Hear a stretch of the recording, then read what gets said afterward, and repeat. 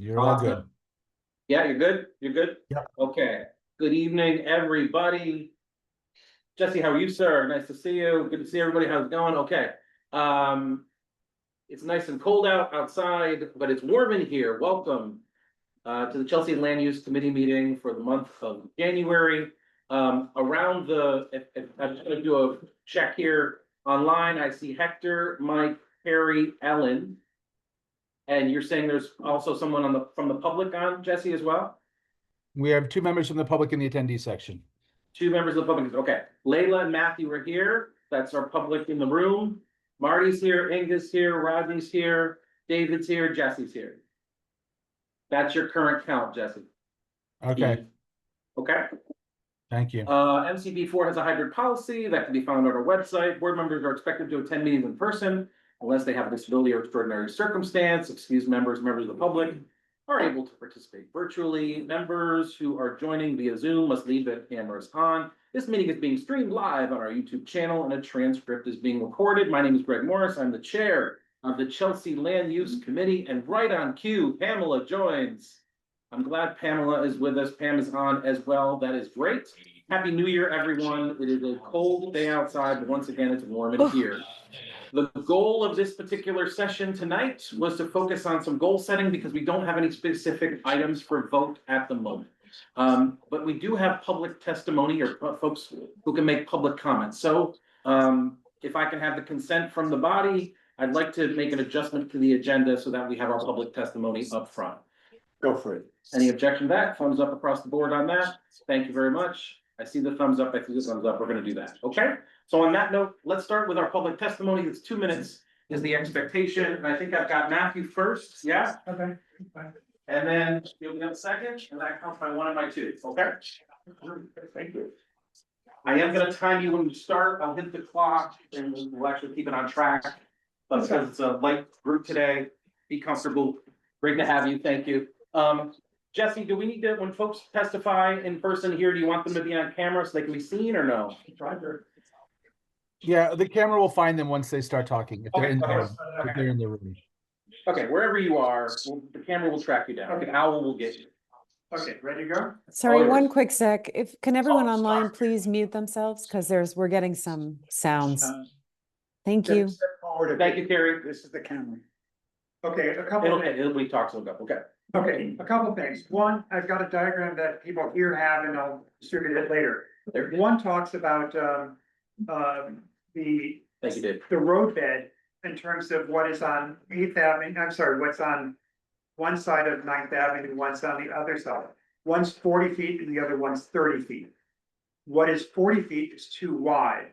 There's no need for it. So one of the things to consider whenever development or whatever is going to happen is that the 40 becomes 30 and that there becomes a wider sidewalk. Because there's no reason to have to cross 40 feet of roadbed rather than 30. And there's no need for it. So that's just something to consider whenever there is information on. On the other side, you'll see some cross hatching. This is a site that's on 18th and 10th Avenue where the vacant lot is going to be. Probably there's going to be some assemblage, whether that's getting 2 more properties or 4 more properties, something's going to happen there. One of the things that might be interesting to this developer, and I'm not speaking for the developer, I'm speaking as if I were the developer, is that Hudson Guild, which is very, very small on 9th Avenue, might be better on this site on the first 4 floors and give them zoning bonuses. This way, Hudson Guild will have a stronger presence at the Fulton thing without giving up any space. And I think it's just a better location. Again, this is just to be considered or to have an understanding that this is probably going to be in play at some point. Thank you. Thank you. Thank you. And those folks who are online, we do have a specific. I'll scan this and share this so folks can see this as well. Okay, make sure folks can be seen from what's being shared. Okay. Thank you. Thank you very much. So once again, those of you online, I'll share the document that was just shared with you. Layla, go ahead. Thank you so much. Thank you for the opportunity to speak. I just wanted to bring to the attention of the committee an element that was made evident in a financing package that was filed by NYCHA and related in December. In this financing package for a series of bonds as well as a loan, the loan that NYCHA and related are seeking is a subordinate loan, which means that everything and everyone has to be paid first before we get to repaying the loan.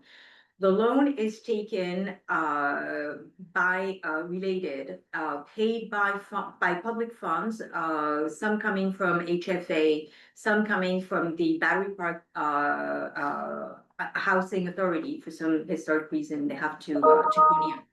The issue with this loan is that the interest is 8%, which is very high.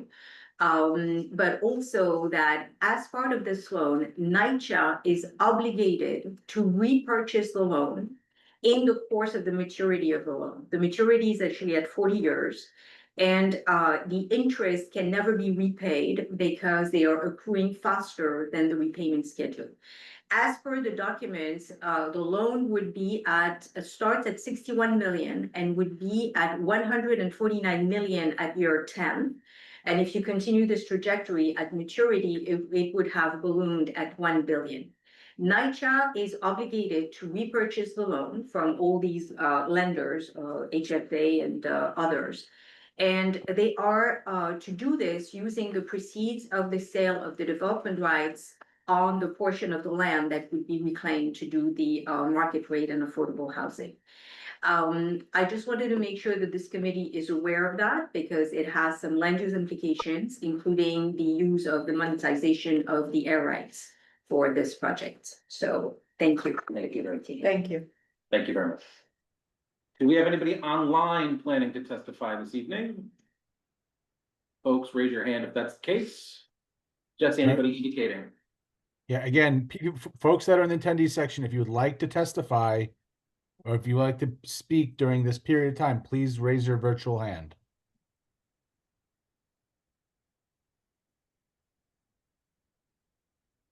Once again, we Okay, made an there we adjustment go. here for All this purpose. Got it. I got it. Yep. Yep.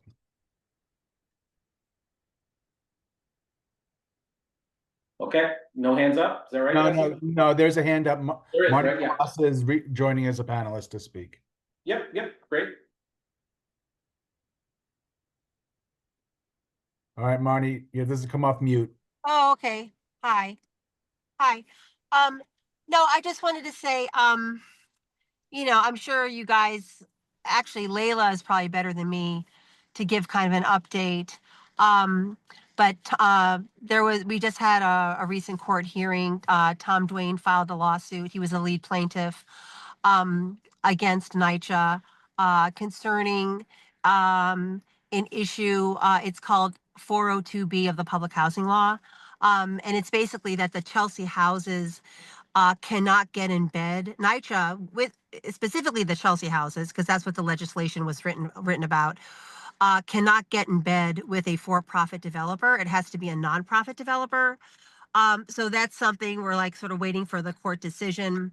That's one update, but also that, this committee should know that that our other lawyer, Tom Hillgardner, there's like over 35 plaintiffs that are being harassed. I don't know if you saw the recent press conference, but the seniors are still being harassed. The people in Fulton 11, which is the other building slotted for demolition, their hot water was turned off, their heat was turned off. They had to get that turned on. But just to let you guys know that there's like a tremendous amount of harassment.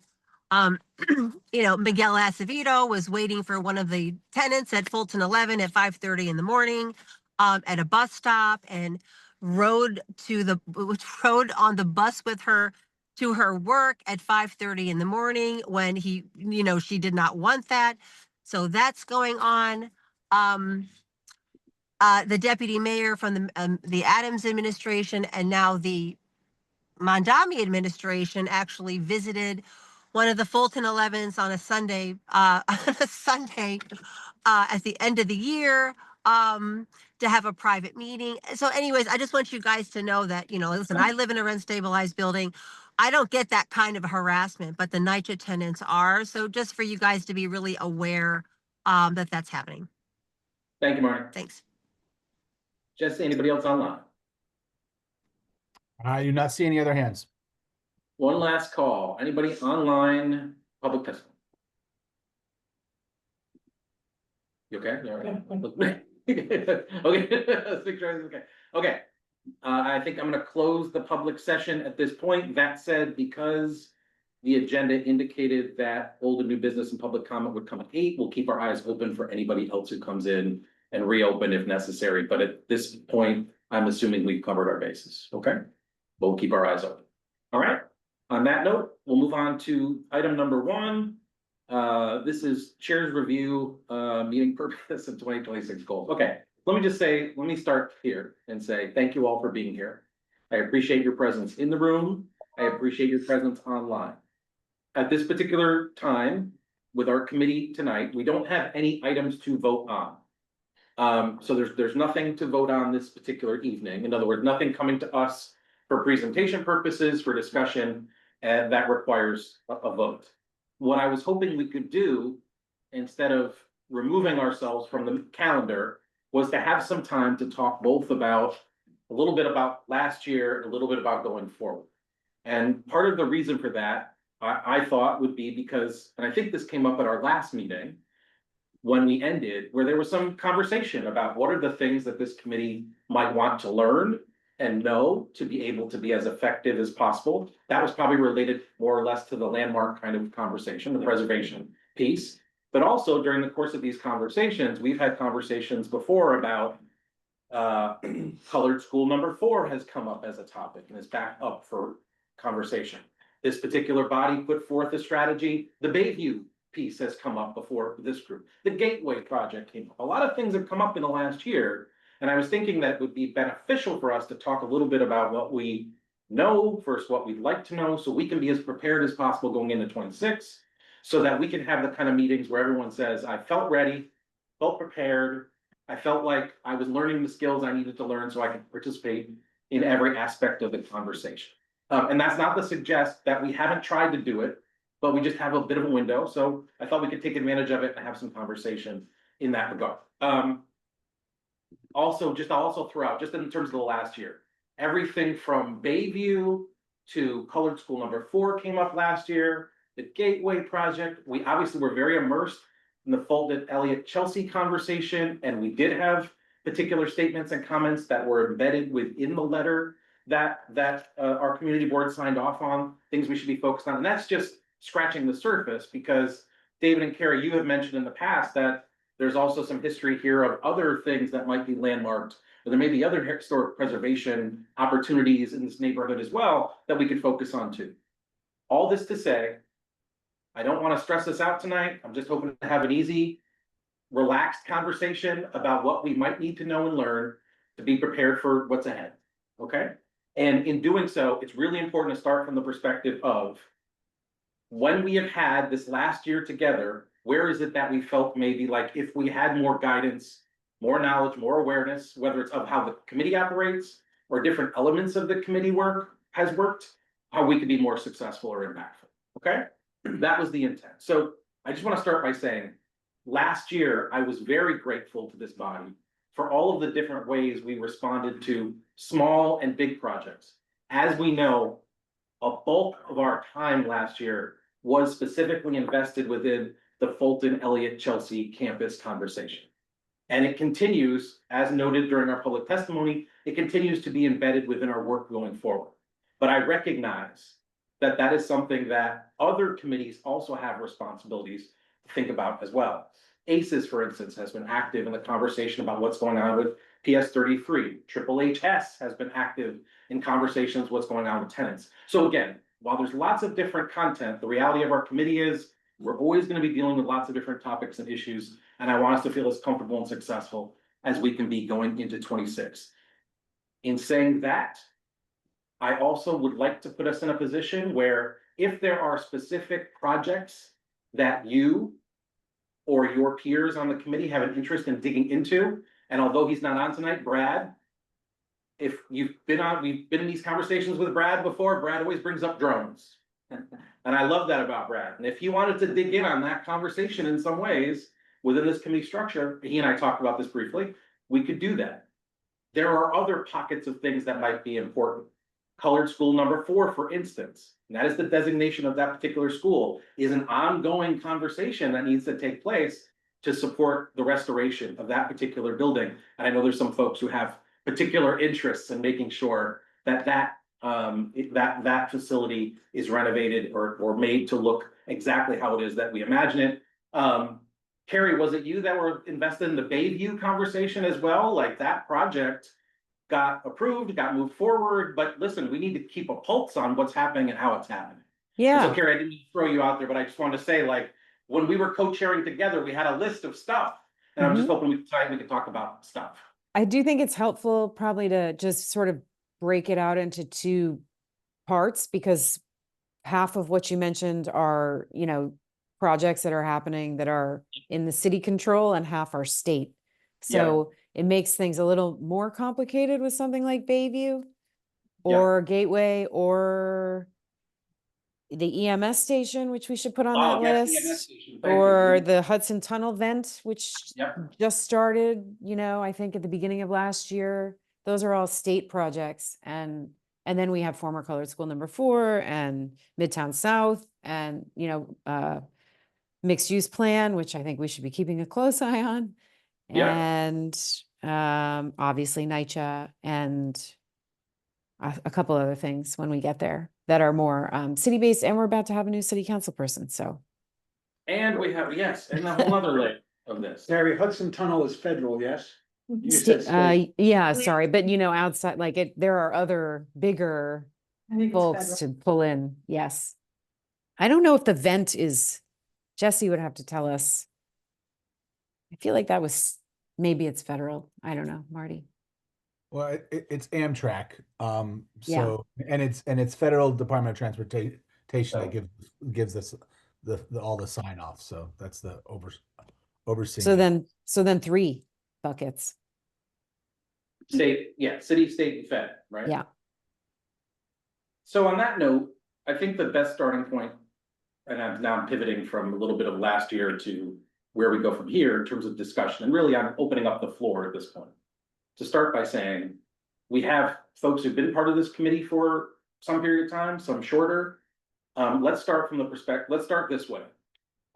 Based on the last year together, are there some specific, and I'm gonna separate this a little bit from city, state, and federal for a second, and just simply say, can we identify anything that this committee would like presentations or guidance on outside of specific projects that are being presented to us that would help us understand the functioning of this committee?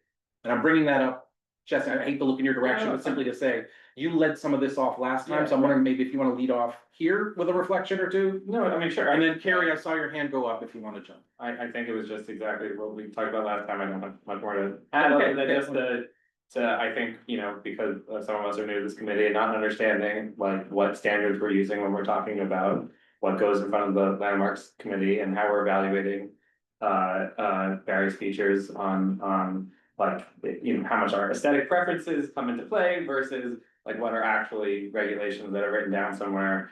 And not having that experience, just wanted to talk through it and understand it better so that our contributions were, Relevant. Because we want to feel like everyone's engaged and active in this particular conversation. As a follow-up to that particular topic, and I'm looking your way, David, on this one. Is there anything you want to share just in terms of how it is that folks might be able to get up to speed, or what this committee could be doing to help folks stay up to speed? Well, I think in the past, the Manhattan Borough President's Office has given presentations. Including one about landmarks issues. It would be great if this committee had more people with preservation background and more architects, and Pamela Wolf and I have argued for that for a long time.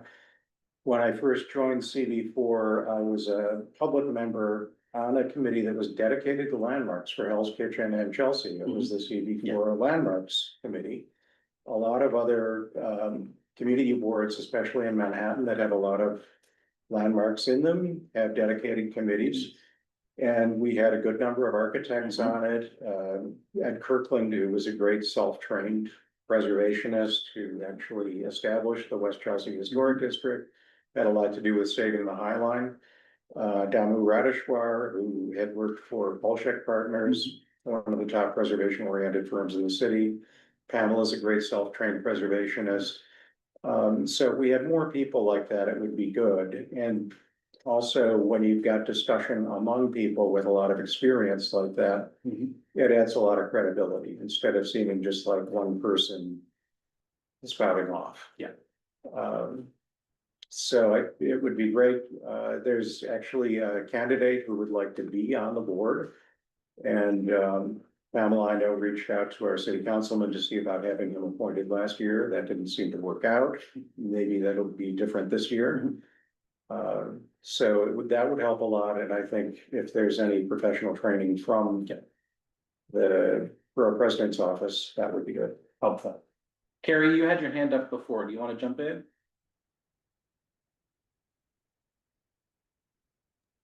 Sorry, I'm having button dysfunction. I think I misunderstood what you were saying, and I was going to bring up a new topic that I would love to have a presentation on, but I'm not sure that we're there yet. But I mean, to back up David, I do think we said at the last meeting that there's this really tricky thing with landmarks, which is that we don't feel and have not felt for, I don't know, you guys can correct me, those who have been on doing this longer than I have, that we really have much of a voice, like, you know, it's not like BLP where we make a recommendation and we feel like the, you know, liquor authority actually takes that into account. Landmarks seems to just pretty much ignore what we say. I would say 85% of the time. And it is kind of helpful to go to, you know, you can go online and just observe an actual meeting to see how they work themselves. Like to me, it feels very much like an appointed, like a mayoral appointed board, you know, and they're not going to go against, like, they're not really going to rock the boat. That doesn't mean that they never do the right thing. Sometimes they do. But I think we have a lot of frustration that sits in this committee around a lot of these applications that, one of the things that we might want to think about is how do we position ourselves to have more authority, like David's saying, because otherwise we talk about these things, we spend a ton of time on them, and then really it doesn't really matter, or that's how it feels. So maybe that's something worth exploring. Because I know we've talked about creating a preservation committee again, but that's really not up to Chelsea land use. That's something that you guys would have to bring up with Jesse and Leslie. But meanwhile, while it sits here, what else can we do about it to give ourselves, I don't know. That's what we tried to do with the checklist, right? To begin to get more like formality around these things, these applications. So we were more consistent. So we had more gravitas. I don't know if that really worked, but sorry, Thanks, Carrie. babbling. You're great, Carrie. Thank you. And I'll come back to you for the next point too. Okay, Marty, go ahead. Well, just following up on what you just said, we don't get any feedback on what we have done. We don't know whether the landmark that we approved or disapproved or made comments on, often erudite comments, happened. We did used to, Marty, say at the beginning or end of, new business, old business, like if we had a landmarks meeting, what the result of it was. So I just think we haven't had a lot of them lately, honestly. Yeah. Yeah. Let me jump in from Mike and then I'll go this way. Okay, I'll get Mike in. Mike, go ahead. Yeah, just to get in on this point, I think David probably knows better than any of us, how one is perceived. When we go down there to testify, right? And David's done it more than anybody. you'll notice that the commissioners are looking down at their papers and they're hardly even giving us much consideration, even when we're in person. So you can imagine that looking at our documents, we're getting even less play, right? Do you agree, David, that it's hard to get people's attention down there? Yeah, I will say that, you know, if you can make a strong point, they pay attention. And, you know, say Chelsea often submits testimony that's very often in parallel with CB4s. And in the recent application that had to do with the proposed rooftop addition, on top of the little stable buildings on 18th Street for the artists, a new member of Save Chelsea, Robert DeBruskin, who has a background in city planning, made a terrific catch. He realized that their claim that they needed a 30-foot rear setback that pushed the rooftop addition into view from the street wasn't actually their rear setback requirement, because City of Yes allows buildings that have more than 40 feet of street frontage to have only a 20-foot rear setback, which meant the whole thing could be pushed back 10 feet. Jesse typically sends our testimony to the Landmarks Commission by 5 p.m. on the Friday before the Tuesday hearing. Say Chelsea tries to do the same thing. And most recently, just last Tuesday, when the commissioners started describing or debating the proposal, even before there was public testimony, the first commissioner to speak made reference to that, which tells us that they do read the testimony that is sent in writing by Friday at 5 p.m. In this case, it was Save Chelsea's, but I'm assuming the guy also read CB4s, which is an encouraging sign. I can't say that they all do. And it ended up figuring prominently in the commissioner's discussion. And in the end, the commission sent the applicant back to deal with staff to see about making that rooftop addition less visible. And I read testimony from CB4. Pamela read Save Chelsea's, or usually reads Save Chelsea's testimony because Robert is a new Save Chelsea member. He read from Save Chelsea's testimony.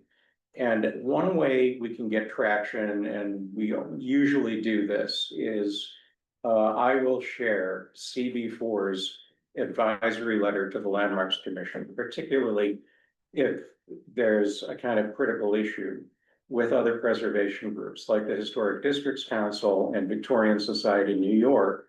They both typically provide testimony at landmarks. And as I said, Save Chelsea's testimony is often in parallel with CB4's. So the commissioners are hearing it 4 times. And it helps that, you know, other people have other perspectives that may strengthen the argument, and that they're hearing it from a lot of groups, some of whom have real preservation credibility. In a lot of cases, I've reported back by email to you or Carrie formerly and Jesse on what the commission ruled. And I think that's something maybe we want to make time for in each of our meetings so that we all do have some follow through. And it's not just a CB4 thing. It's sort of a citywide issue that all these community boards out there are investing all this time in reviewing presentations and debating them and drafting letters. And usually all that happens is that when the applicant comes before the public hearing, there's a staffer at LPC who simply reads Community Board 4 recommended approval, Community Board 4 recommended denial. So for a long time, we've tried to make the gist of our position very shortly stated in bold at the top of the letter, so that hopefully that will get read by the commissioners before they go into the meeting. And also, if none of us is there to read from it, it kind of encourages that landmark staffer to read those sentences, which they've sometimes done in the past. So just to report back on what happened with that penthouse, you know, they did send it back to staff. They did point out that it is not a landmarks policy, as we stated, not to have any visible rooftop addition on a row house. However, that's very much their practice, even if it's not a regulation. So I think it was still a good argument. And a few weeks before the presentation on the signage and lighting and wayfinding for or access for Vanderbilt University at General Theological Seminary went before the commission.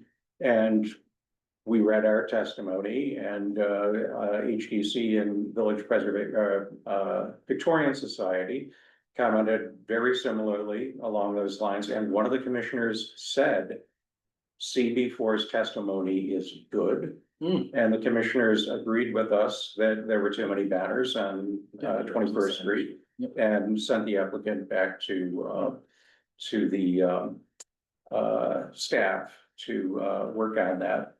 And Does that mean you think Vanderbilt is gonna make that change? Or that's still? I think they will, yes. And, you know, we've made gradual inroads with the commission over the years. And one of the biggest issues that we've had which is the commission's tendency to approve facadist projects, where they will allow a developer to preserve only the street facade of a building and replace everything that's behind it with new construction that's twice the size, which is literally what happened with the oldest house in Chelsea. And, you know, in concert with Historic Districts Council, we've really gotten the Landmarks Commission to more regularly insist on preservation of more of the rear facade, which helps deter developers from viewing historic districts as development sites where they're only required to preserve the facade. So kind of with a steady drumbeat, we've gotten some traction with landmarks, even though for the most part, it feels like, as Terry said, they've bent over backwards to accommodate applicants, even when it's not good preservation, and it seems like they're trying to keep the mayor from getting the donor class pissed off at him. Pamela, you wanna jump in? Then we'll go ahead. Yeah, wow.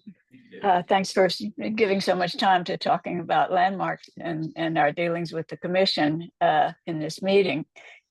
Yeah, everything everybody said, I totally agree. Thank you, David. Those are small victories, but they are victories that we have had, both having to do with the rooftop additions, the whole conversation about the setback. There is a prayer that we will get that got some traction. The commissioners did not have enough votes among them to approve that addition on the carriage houses on 18th Street by a slim margin. That was a tight one, but at least it did go back to presumably the drawing board. That's hopeful. We've got a new mayor, which means we could have a new commissioner. There's presently an acting commissioner in place. I think the commission itself is due for a little shakeup, and this mayor is in a position to do that. Do we think that perhaps CB4 could have some advice for the mayor that we could offer on finding people who are for these positions who are a little more preservation minded and a little less willing to bend over backwards to accommodate Rebney and the real estate world? I think that would be a very helpful thing. Thanks, Ben. Inga, go ahead. I just wanted to say, back to Jesse's, where do you learn? Over the past, I'd say 10 years, I've taken as many classes as I could at Historic District Council. I've learned everything from the difference between brick that's on the front of the building and brick that's on the inside, and where it's made, where it came from in New York. I just learned so many random historical landmark things. It's fascinating. They have architects lecture. It's a great resource. And then the borough president, I've taken everything that they ever offer for at least 10 years. Got it. Thanks. So some reference to training opportunities, that's kind of a little bit how we started and where those might be. So try to make those, as readily available as possible. Should reflect again on whether or not there should be a landmarks or preservation committee or subcommittee. I did broach that topic with Leslie when I got to speak to her about her new role as chair, and I think we'll come back to that. But the idea of what are the standards and what are we evaluating matters here. And Marty, as you pointed out, David pointed out, tracking when we have these conversations, when we spend hours focused on these conversations, we should know how things turn out, what the reactions are. I have an example of that, Yeah, go ahead. that I was gonna bring up. Yeah, go ahead, Mark. A bunch of years ago, we approved Hudson Yards, which is now in place. And one of the elements of that was that 40 acres, if I remember the numbers correctly, were gonna be available to the public and open to the sky. That was supposed to be the position that was taken by what was then called the Culture Shed. And they built this fancy thing that rolls out over a whole bunch of that, open to the public and available to the sky. And every time I have a doctor on 36th Street, right there at opposite from Bella Absic. Every time I walk by there, it's deployed. That was supposed to be retracted to make it available to the public, and as far as I know, it hasn't been. I could speak directly to that. Go. Whoever did the agreement failed to put in the number of days and left it open to the shed. And the shed is leaving it open. I argued that point. I was on the board of the shed for 7.5 years and argued that point on behalf of the community board continuously. And they told you to stuff it. Politely, no, that the agreement that the community made failed to say the days, it left it open to their discretion. So they do it as often as they can, which means Never. basically, because they have things in there, or they have events, or it's too much to move the storage items out between shows. So they always need it. So the public doesn't get it. So that was a failure on the details. Do you think we should be making noise about that? We could, but I don't think it'll go anywhere because they have lawyers and And we it don't. strictly says whenever they can. So there's nothing we could do about it. I think the takeaway here at some levels, tracking progress and what happens and how it happens. We dig into these conversations, and I do want to credit Carrie and in particular Pam and David for the amount of time spent on this work. David, credit to you for the effort that you make both in the pre-work and post-work of these particular conversations. Pam, thank you. There's a lot of energy and time goes into this, and Marty, to your initial sort of tee up, the idea of tracking progress really does matter. That's one way we can hold ourselves accountable. David, you can wrap up this one, then we'll go on to the next one. One more thing before we move on from landmarks. Pamela mentioned that there's now an opportunity for a new chair, and recently the director of preservation or of research at landmarks, Kate Lemos, departed. And she was notorious for not approving any requests for evaluation, or very few requests for evaluation of potential landmarks. I put one together that was 30 pages, and ordinarily I would have brought it to the board to get the board, but I was very concerned about it not being public because the building was at high risk of demolition by the owner. And I got a 2-line response that convinced me that the request had not even been read. And, we have requested, we've had a request for evaluation of the Bayview building in.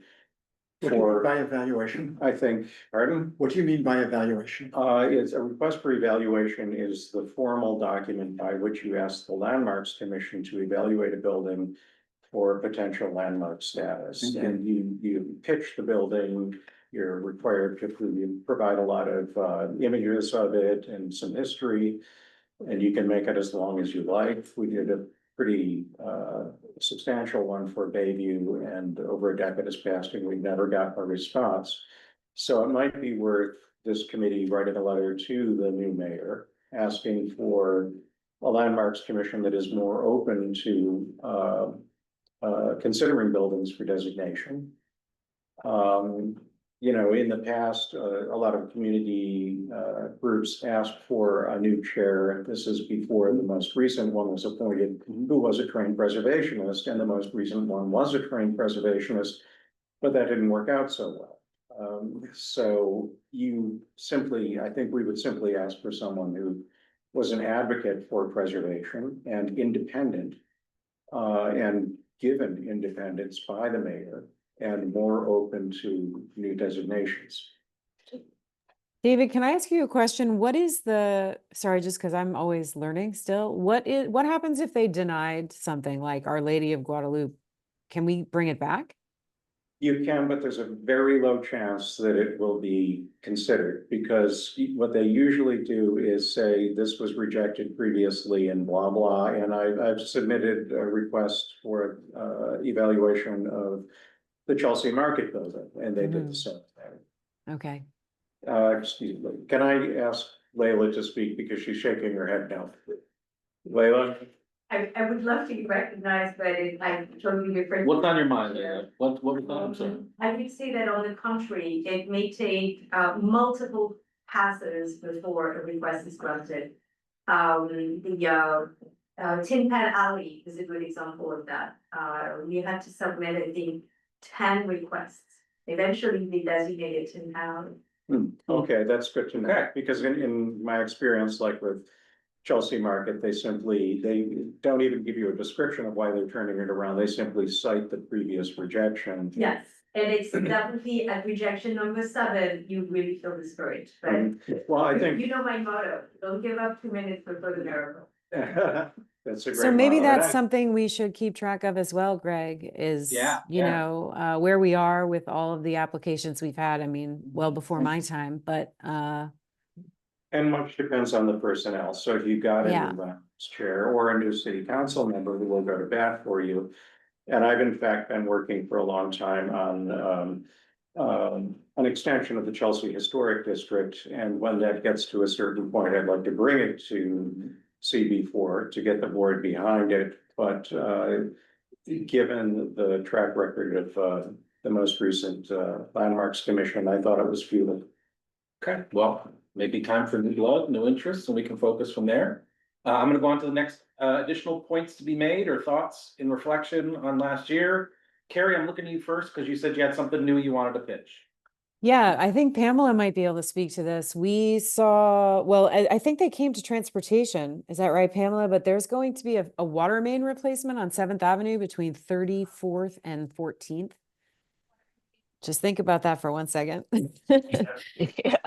That's Chelsea, and basically, it not only are they replacing the water main on 7th Avenue, but it also includes like a number of side streets that you know, kind of intersect with it. Not all of them, but a fair amount.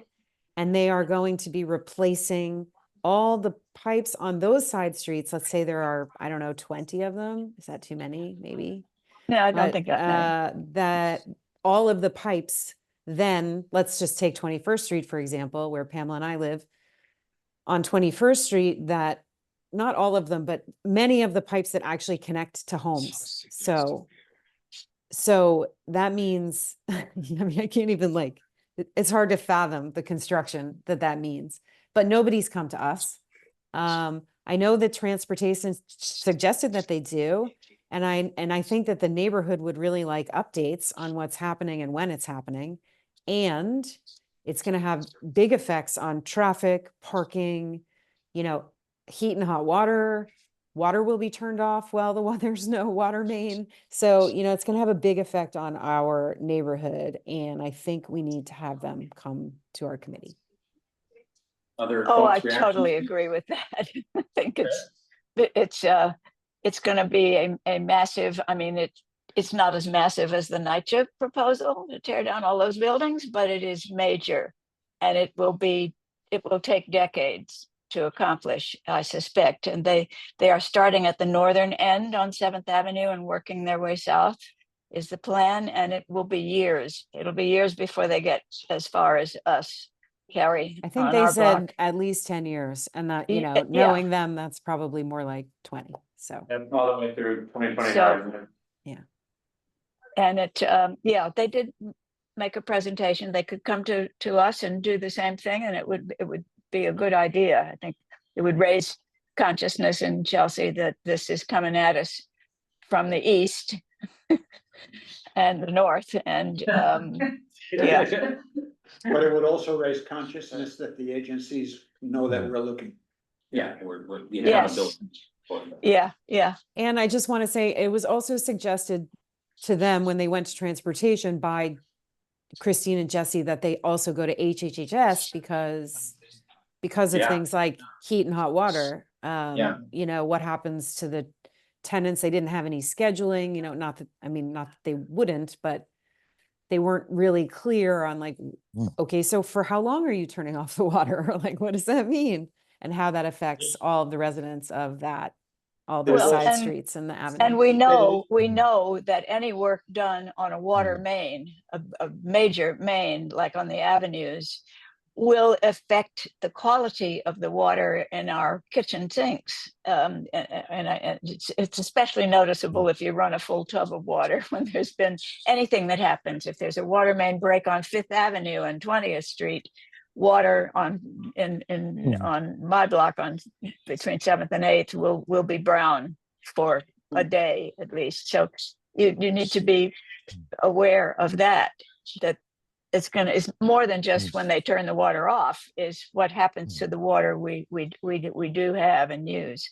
So yeah, get them to come. It also raises one of the issues that Waterfront and Parks and Environment has been concerned with, and that we should be as well, noise. Noise. Yeah. Jesse, anything, is there anything from you on? Oh, no, not that, but I'm realizing, I think we did suggest, we suggested HHS, not necessarily this committee, but. Obviously, the more committees that come to, the better TDC presents to us. And obviously, this is just like get the word out situation that this is happening. It's gonna be a mess. Okay, sounds like something we need to be watchful of. Ellen, I see your hand up. Go ahead.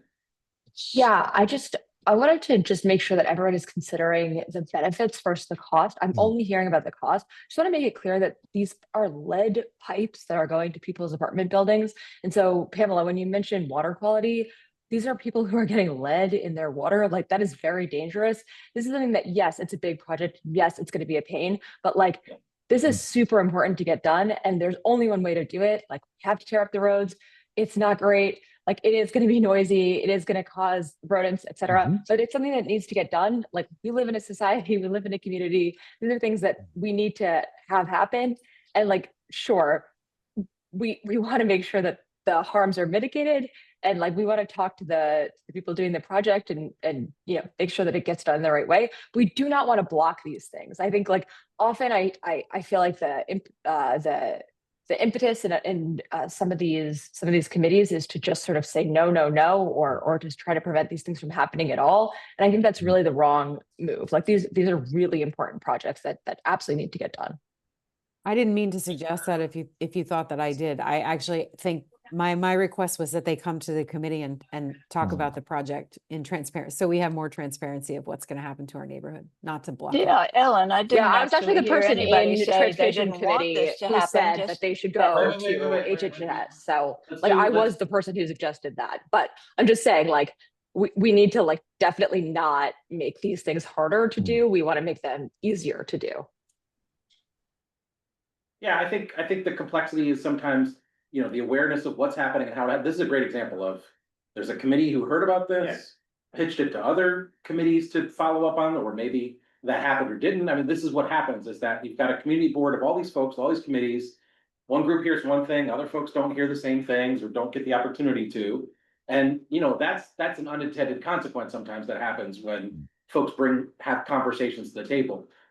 In this particular circumstance, look, it is absolutely reasonable for us to call each other out sometimes on the idea that when projects come up or ideas come up, there are lots of points of view.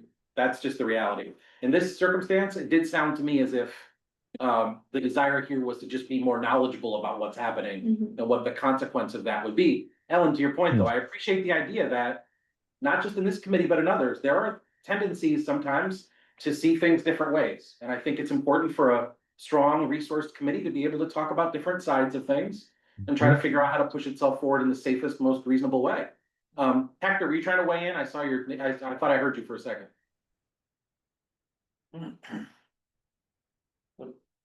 Or maybe not. I just say, honestly, Go ahead. honestly, I do encourage everyone to just like read our letter that we submitted on this, because, you know, and we tried Yeah. to instruct and encourage, you know, specific. You know, we tried our best to bring mitigating points that they should adhere to. But obviously, again, the more people who weigh in, the better on this, I think, so. It is, I think the assumption of this project is going forward. Oh, yeah, Yeah, no, that's- no, yeah, of course.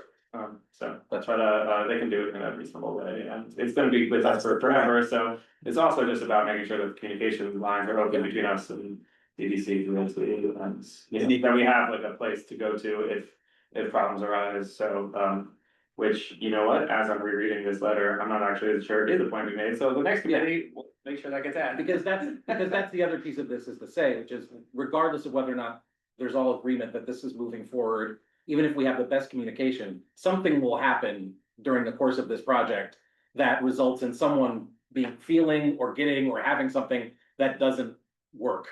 Whether that's my water's been off or and that doesn't undercut the idea that we need to replace the pipes. It's simply a matter of how we're gonna help people who are stuck.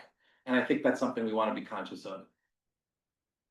Other thoughts or topics? Let's bring that one up. We can bring in the water main conversation. I'll read the letter and we'll work from there, Jesse, on that, if that's okay. Yep. Other project concerns or specific learning, knowledge bases you want to sort of add to try to put us in the best position. And if Brad was here, I'd just pitch him and say, just talk to us about drones for the next 5 minutes. We could all get up to speed on that. But any other thoughts or items that you want to weigh in on or that we want to dig into in 2026? You want Brad to drone on that, huh? I knew that. I was waiting for that. I was teeing you up for that one. Thank you. Greg, is it possible, and Jesse, sorry, Bodine, to ask, like, because I know this is more work, but is it possible to get like of all the projects that we just mentioned, is it possible to just get like a 1 or 2 sentence, like, this is where we are as of January 2026? Which would be like Bayview, you know, I'm not really sure where we are with Bayview at this moment, and we could have these conversations separately, or Yeah. maybe we just get one, like, tracker. To your Yeah, it's a point good- of like having all of these like dangling ends, you know, like I all the think time. what would help the office if maybe if Greg, so I know Greg always takes fantastic notes, but collectively, if you want to create a list for me, Yeah. of what you want as updates, I can certainly get, you know, as much as I can in terms of an update on each of the projects you have. So if we want to have a tracker in terms of like an actual document, we can do that. That's not difficult, but if you guys would like just to create the list for me to do that from, that would be really helpful. I'm more than happy to try to help with that list, but I just think it'd be great if it could come from you, and then I could just take it and get the answers that you guys are looking for, and then also maybe create a column or however we want to do it in terms of, you know, next steps. And so, a couple, you know, a few updates. I mean, one thing is colored school number 4 is going to come back. We have them coming back next month. I think that was out of a conversation what we had the previous month, or maybe 2 months ago, I think at this point, right? And so they are going to be coming back. But I'm happy to, you know, follow up with Bayview and get up to that, or any of the other projects that we listed out there today, based off of this conversation. And I don't think there'd be any problem with EDC coming and talking about 7th Avenue. Just to quell anybody's concerns, the project has started and it's going, and they do have massive amounts of communication already going out on a regular basis to their listservs that they've created, and that they continue to grow. But we can certainly have them, you know, come and provide an informational where they are now and how it's going. And we've been through this before. Just real quickly about that, like, you know, if you want to ask the Hell's Kitchen folks, Pam's description and Carrie's description is, mostly right. It is going to be very long, and it's going to be, it's going to go longer than anybody thought, and it's going to be difficult, but we'll get through it, just like how Ninth Avenue and Hell's Kitchen got through it. And now we have a beautiful new, you know, water main and sewer system and all of those things. And Ellen is right too. Like this has to happen. But that doesn't mean we shouldn't make sure that they're doing as much as they can. And if we're seeing something that's getting missed, then we've got to flag it for them.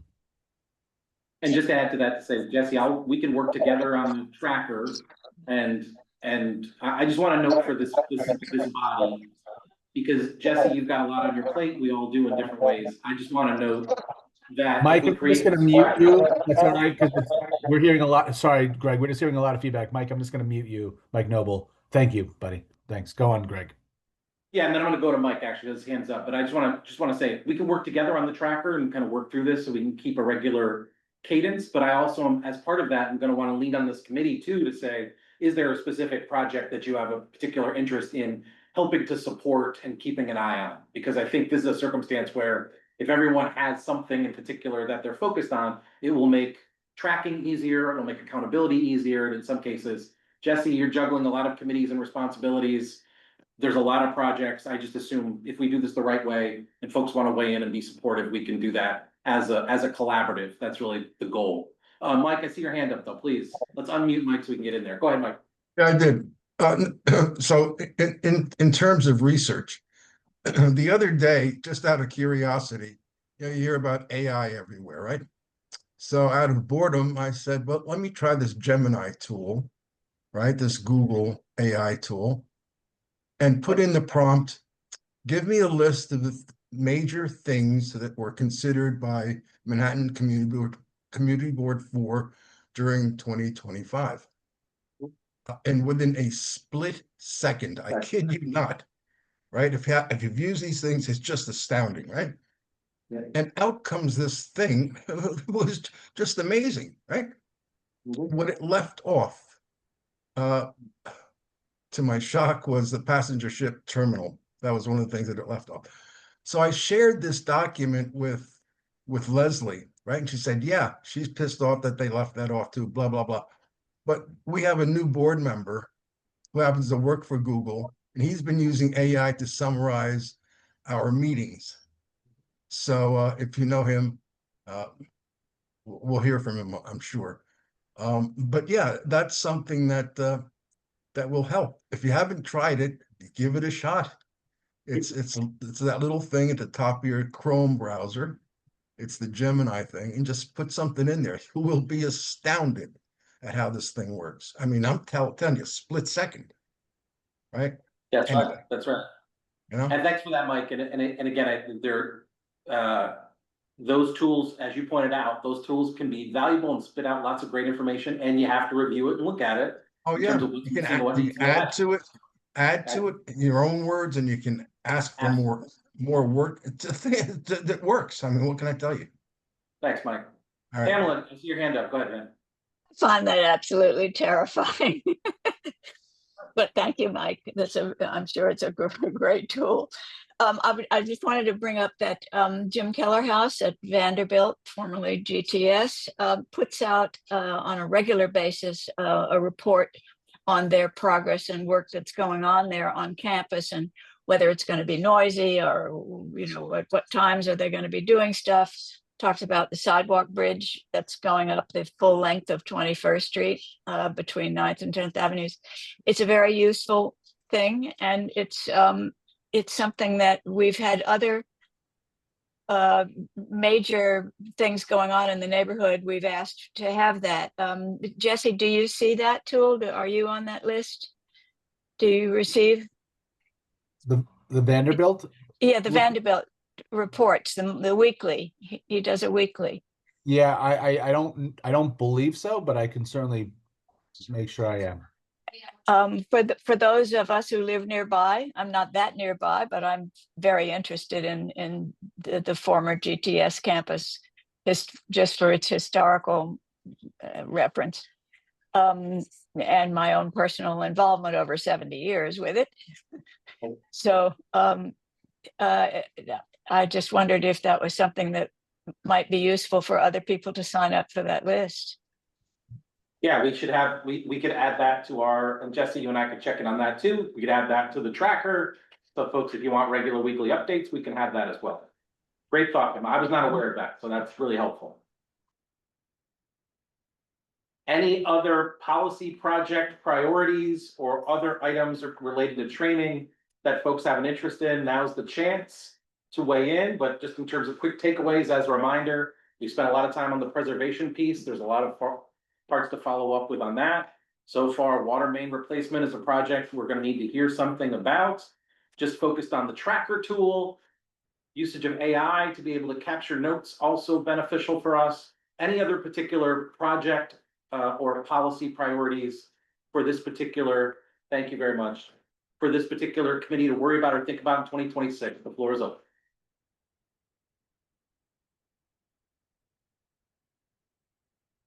And seeing if there are none, I am perfectly content to call an end to our meeting. But we need to do, but before we do, we're in the old new business section, so we should jump into that, but go ahead, Dave. Yeah, would we need to make, to take a vote on a letter to the mayor asking for an independent pro-preservation landmarks commission that was more open than in the past to new designations? If we wanted to do that, we would need to put out a motion for that. Then I'd make a motion to write that letter. Can I ask And for I would second it. clarification? Yeah, What- Claire, what do we you need mean- clarification on this. Yeah, what do you mean by independent when they're appointed by the mayor? You know, we're counting on him to let them be independent rather than kind of an arm of the mayor's office, since they are all appointees of the mayor. Let them do what they want. You know, the assumption has been in the past that they're pressured by the mayor to be pro-development. So, you know, it's certainly not binding, but we would like to see that. And so I'm gonna make, David, my suggestion is, because this is a smaller turnout than normal, that maybe this is something that if you wanted to think through what the elements of that letter would be, and you want to bring it up in February, we can do it then. I'm worried we might already use a new landmarks It's commission. gonna be too late. No, okay. We need okay. to do, if we're gonna do this, we need to do Can it. can I hold, can I just, sorry. What do we have sorry. quorum? I don't know. Jesse, go ahead. I don't believe you have quorum in the room to do this.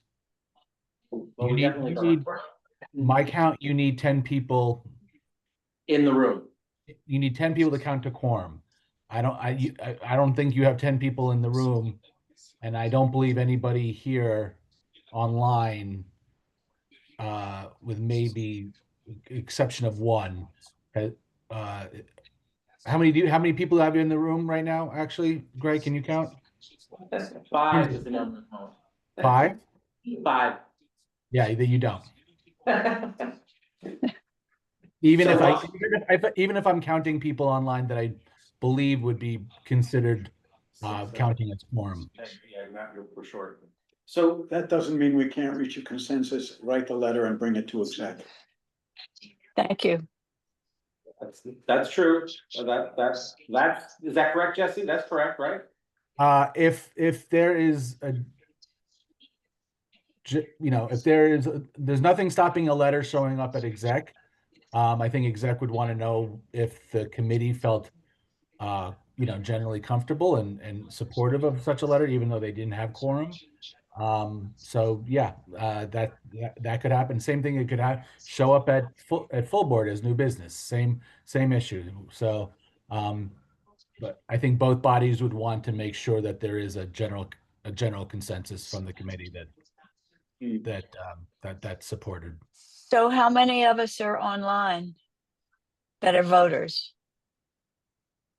Well, the voting doesn't, again, Yeah. it doesn't matter about voting because you're not voting right now. No one's voting. If you don't have quorum, no one votes.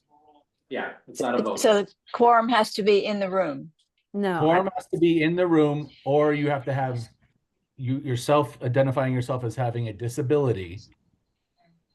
and you can be then counted as quorum. My understanding is, from the looking of the folks that are online, even with the Okay. folks I believe that I know identify as that, you do not reach 10.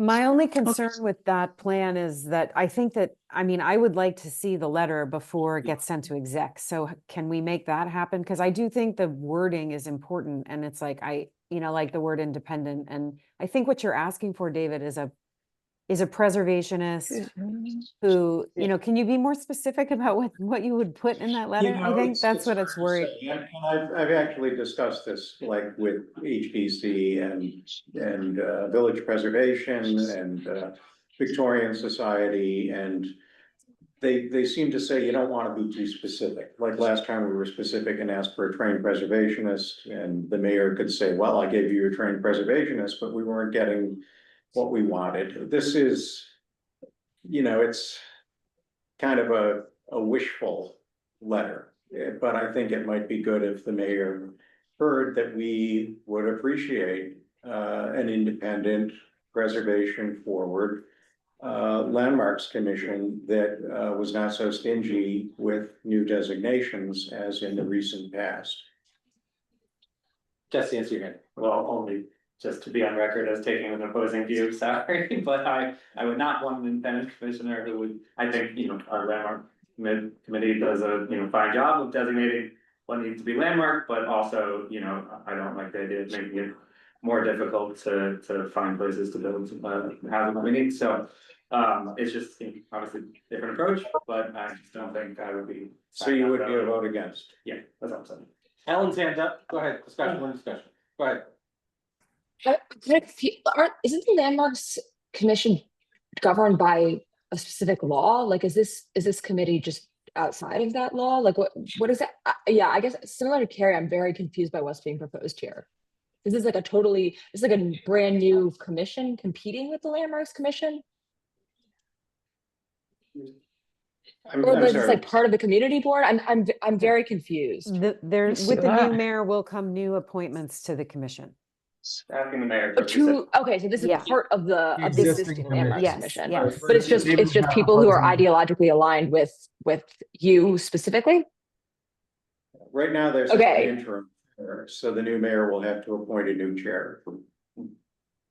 And in terms of, and I think if I understood correctly, it's not the way you framed that was someone who's in alignment with you. This is a specific point of view related to preservation that David was putting forward, which has now already received in the room a counter oppositional point of view.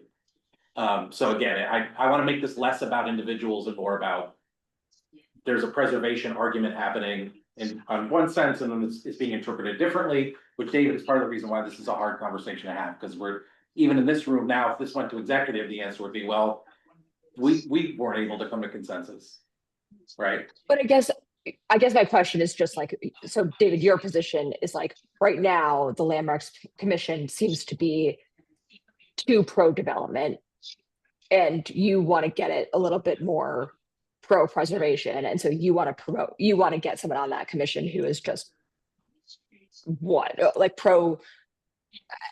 pro-preservation, and you would define that as somebody. I heard something different. I just want to say, in David's defense, I heard that we have had a very difficult time getting, the most worthy buildings designated.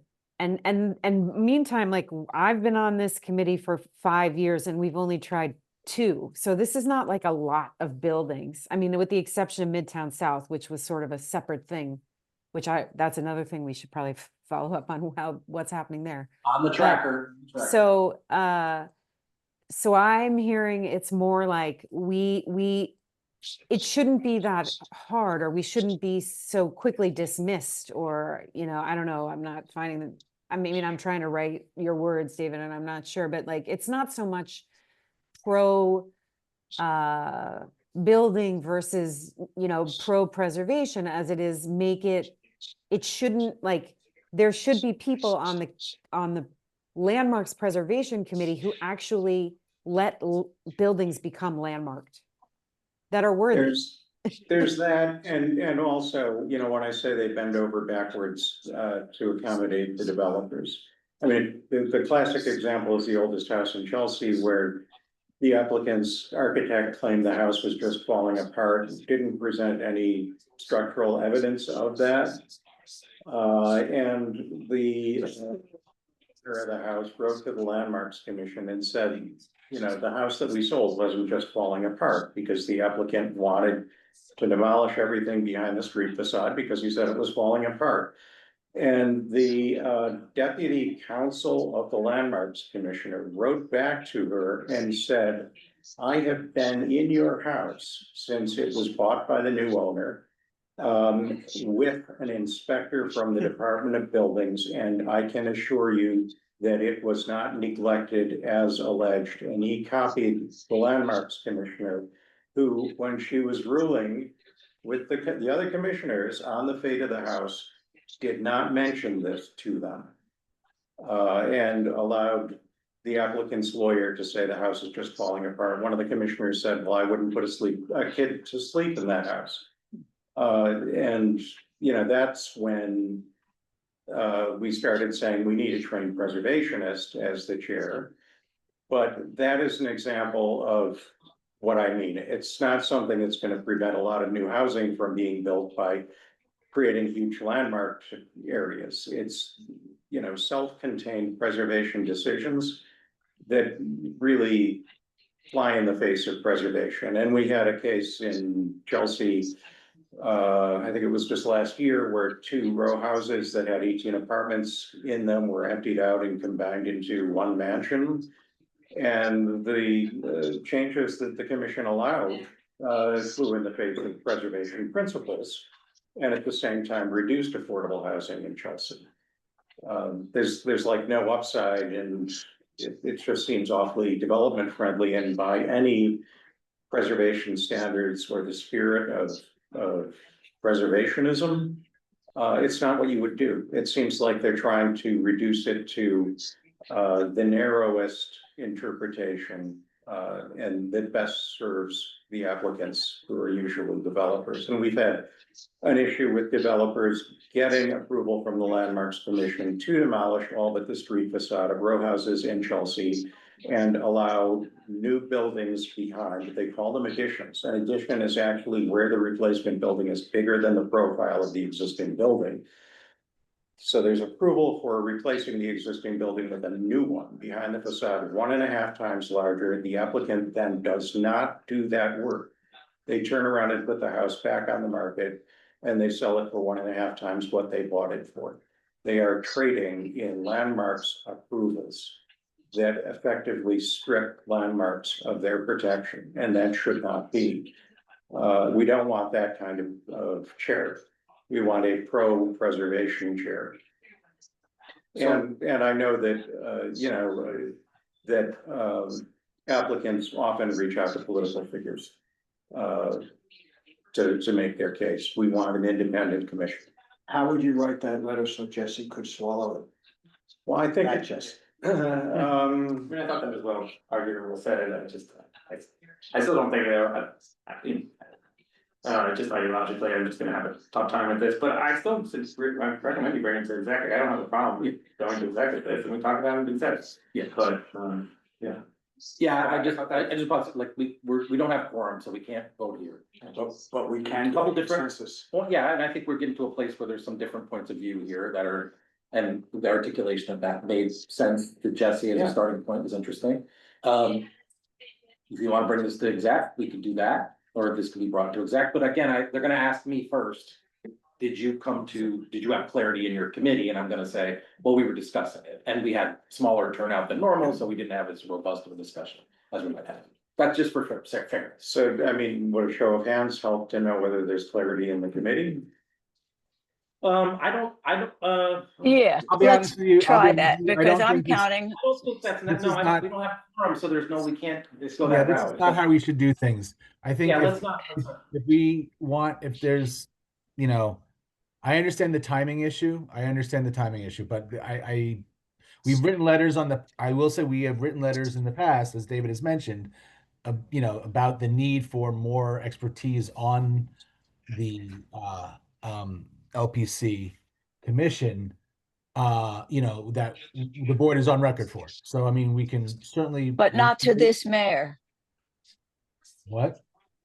but not to this mayor. Yeah, but I mean, that's still the policy of the board. I mean, the mayor's changed, how you guys feel about the commission hasn't changed. So you're on the board is on record for this. So on the need for, you know, expertise and everything. I understand I'm just saying, I don't, in my profession, you know, my experience, this is, you don't have consensus here clearly, and you don't have quorum. So I don't think you can be saying something came out of the committee, out of this Yeah, conversation. that doesn't mean it can't be discussed in the executive. Yeah, can you bring it to Sure. us and then we can.